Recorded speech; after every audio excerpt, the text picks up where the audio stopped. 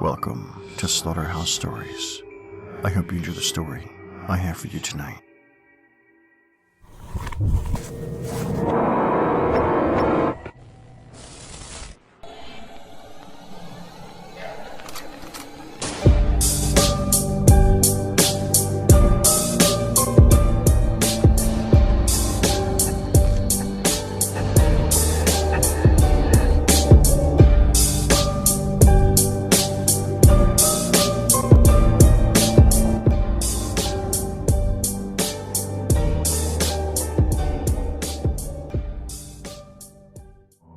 Amongst the Tombstones. I'm writing this because I know I'm not mad.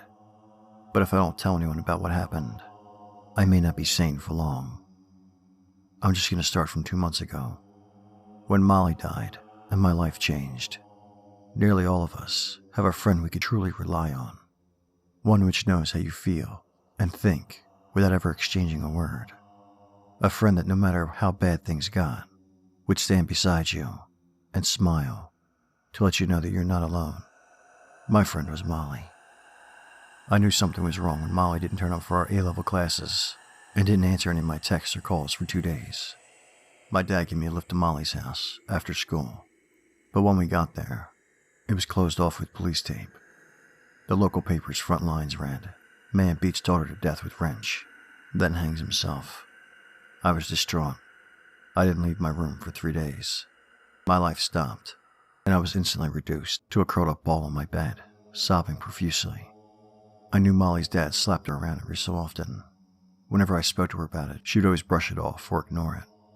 I never thought that bastard father of hers would ever cave her skull in with his work tools. Molly's mother died when she was very young, so her aunt came to arrange her funeral. She invited everyone in Molly's class to pay their respects. The service was beautiful. Or as one could be at a funeral. Though it was a closed coffin funeral, Molly's aunt told everyone that she was wearing the dress she would have worn to prom that year. My heart broke again when I heard it. It was barely a month ago when we had gone and bought matching dresses. Molly was buried beside her mom in an old local cemetery. Her dad was buried in a different one not far away. After the funeral, I began losing interest in my studies, TV, music, and going out. I often missed school and had frequent calls about my lack of attendance. Molly was such a major part of my life, and now she's gone. I feel as if there is a void left, which can never be filled. After a month of mainly living silently in my room and barely going to school, my mom came to my room and spoke to me. She convinced me that I needed to keep going on with my life, and that Molly would have wanted me to do so. With time, I began to study again. I even found the fountain pen Molly had lent me in the last class we had together. It brought a smile to my face to see it again. I felt the need to see my friend once more. I needed to tell her that I was doing fine, and that I miss her. On the way home from school one day, I bought a small bouquet of flowers and made my way to the cemetery. That's when I felt it. From the moment I walked through the gates of the cemetery, I felt a strange feeling, as if the warmth of my body was being drawn into my skin ever so slowly. I remembered feeling this slightly on the day of Molly's funeral, but I could have sworn it was the cold weather. As I walked along the gravel path to get to Molly's grave, the feeling intensified. I began to shiver and tremble as the heat was leached from my body. My breath misted and my hands went numb. All I wanted now was just to lay my flowers on Molly's grave and leave. I looked about over the weathered and aged tombstones, but saw nobody else around. Yet I felt there was someone watching me, very, very closely. I could only describe it as the type of gaze a wild animal gives a human, studious and analyzing, searching for weaknesses. After many long seconds had passed, I reached Molly's grave. The flowers fell from my numb hands and my knees buckled. I fell face down on Molly's grave. All my strength abandoned me, and my vision blurred as I slipped from consciousness. The last thing I remember before blacking out was the strange scratch marks across Molly's tombstone, and the shadow of a figure standing behind me. I don't know how long I was out, but I woke up in a dimly lit room, struggling to breathe, feeling colder than I'd ever been in my life. When my eyes adjusted, I let out a choked shriek. A slender creature, with tight charcoal black skin, straddled my chest, with its claw-like hands coiled around my throat, barely allowing me to breathe.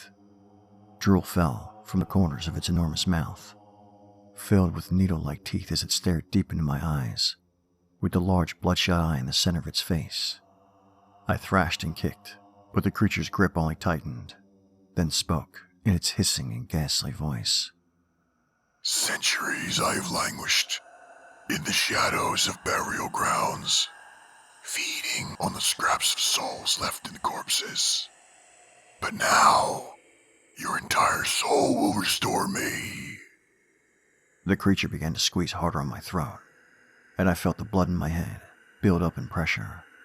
I began to feel faint again, as the life slowly began to slip from me. Thinking quickly, I slid my hand into my pocket and pulled out a pen.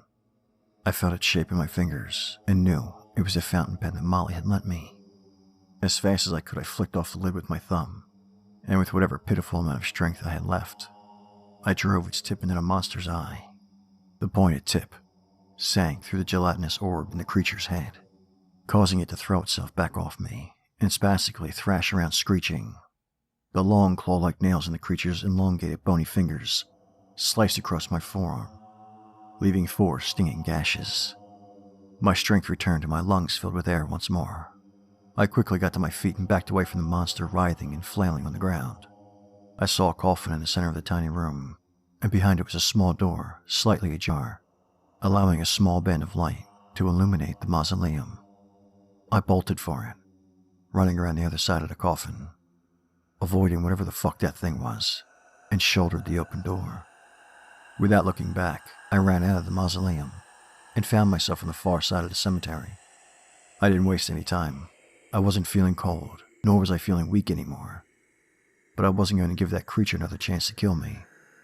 Clutching my blood-soaked arm, I sprinted for the gates, tears falling from my eyes as I ran. When I arrived home, Mom and Dad took me to the hospital that night to get my arm stitched up. They didn't believe me when I told them about what happened in the cemetery. I convinced my dad to search the mausoleum that I described to them. But when my dad and his friend went, they only found its door to be securely locked.